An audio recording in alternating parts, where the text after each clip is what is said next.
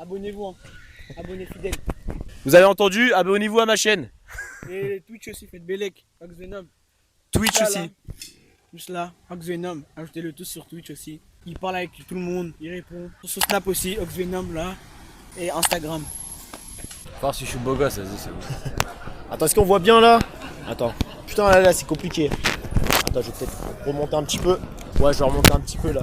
Ouais, c'est compliqué quand il n'y a pas d'assistant. Hein. Ah bah ouais.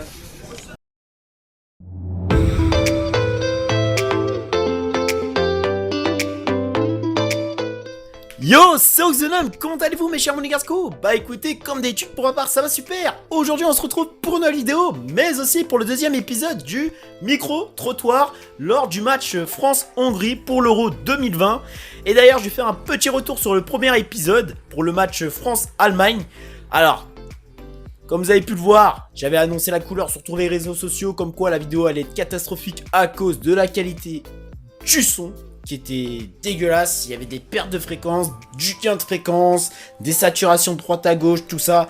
C'était horrible. Du coup, des moments, on n'entendait rien, ce que je disais, ce que la personne disait. C'était horrible. La qualité de l'image était bonne. Mais en tout cas, malgré ce désagrément-là, je vois quoi? Je vois... La vidéo a fait presque 200 vues pour 27 pouces bleus avec des retours positifs dans cet espace commentaire. Comment vous dire, vous êtes des génies, un grand merci à vous mes chers monégascous. Et aussi j'avais posté comme quoi la vidéo avait fait presque 200 vues dans un premier temps. Et bah franchement vous étiez nombreux à me féliciter, dire que c'est mérité, de continuer. Bah vous savez quoi, je vais continuer ce genre de format là. Un grand merci à vous mes chers monégascous. Ça peut être sur plusieurs thèmes, le foot, les jeux vidéo. Voilà, tout ce que vous voulez. Et n'hésitez pas à me proposer des thèmes si vous le voulez. Comme ça, je les appliquerai à la maison, tout simplement. Et du coup, comme vous pouvez le voir, je me suis muni d'un micro-cravate. Bon, j'ai l'air d'être ridicule. Alors, je vous rassure, je l'ai testé. Il n'y a pas de perte de fréquence, il n'y a pas de saturation. En tout cas, j'espère que le résultat sera top. Et si c'est le cas, ça serait vraiment génial. En tout cas, si vous aimez ce micro-trottoir, pouce le monégascou, vous commentez, vous vous abonnez, vous partagez et surtout n'hésitez pas à me suivre sur les réseaux sociaux, tout ça, ça se passe en description. Alors pour ça, je suis toujours à Val d'Oreuil et du coup, je vous embête pas plus, on se dit à tout de suite pour le format. Ok, première question sur le match France-Hongrie. Alors, c'est quoi ton prono pour France-Hongrie? Tu vois une petite victoire, un nul?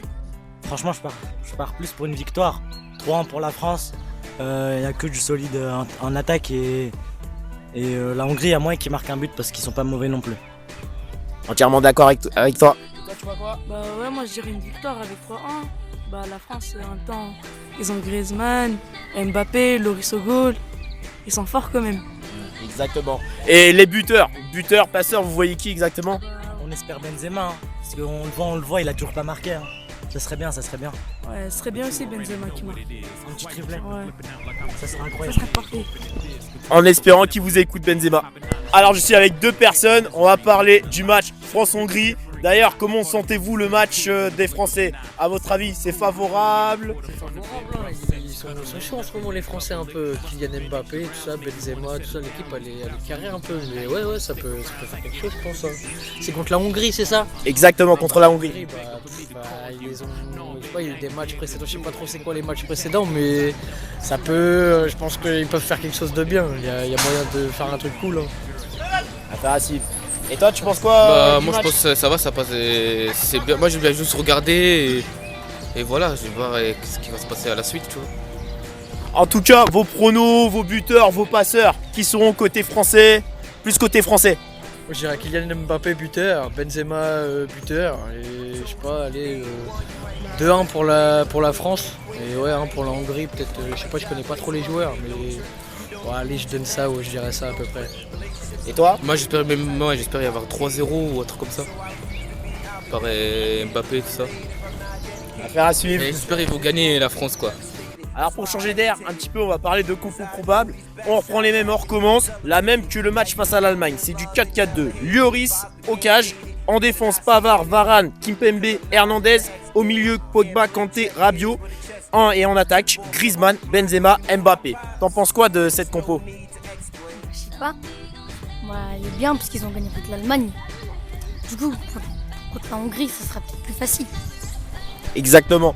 Et en parlant de plus facile, tu vois quoi en termes de pronos? Et aussi en termes de buteurs, de passeurs? Mbappé, Mbappé c'est un très bon joueur.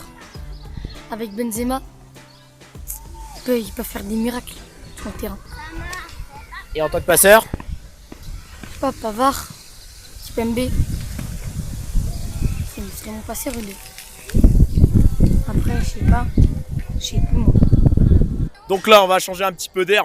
On va parler sur l'attaque et la défense de la France. T'en penses quoi? On va commencer par l'attaque. L'attaque, je trouve qu'elle est plutôt. Je pense que c'est même la meilleure de l'Europe. On a Mbappé, Dembélé, Griezmann, Benzema, Coman. Ça suffit largement pour transpercer les défenses des équipes adverses. Et puis voilà, je pense qu'on a la vitesse, l'efficacité, tout est bon. Cette fois-ci, changement de question. On va passer à la Hongrie un petit peu, histoire de changer d'air. Pour toi, la Hongrie, c'est une équipe favorable ou à se méfier? À se méfier, à se méfier. Pourquoi? Parce qu'ils ont bien joué contre la Turquie. Il y a des bons joueurs. Ils peuvent faire du lourd ou du mal, je sais pas moi. À ton avis, ils peuvent poser des problèmes aux Français? Non, pas trop. Comme l'Allemagne. C'est comme de l'eau. Ensuite, la défense, t'en penses quoi? La défense, ouais, c'est plutôt pas mal. On a Kipembe qui est chaud. Moi, je pense que plutôt la France elle a un bon milieu de terrain avec Kanté et Pogba qui sont plutôt pas mal. Rabiot aussi qui a fait un bon match contre l'Allemagne. Et puis voilà, je pense que la France, pour moi, c'est l'équipe favorite pour gagner l'Euro. Justement, on va parler un petit peu de points forts et points faibles côté français. Pour toi, quels sont les points forts et points faibles? L'attaque. Et le milieu. Non, la défense. Pour les points forts ou points faibles? Point fort, le milieu de terrain. Rabiot, Pogba. Une tuerie. Et le point faible? La défense. Et pour finir le débat, tu vois quoi en termes de score entre France-Hongrie avec les buteurs-passeurs? Oula, alors France-Hongrie, je vois un bon 3-0 pour la France. Mbappé, Benzema buteur. Je vois un bon doublé de Mbappé moi. Et puis en passe D, je vois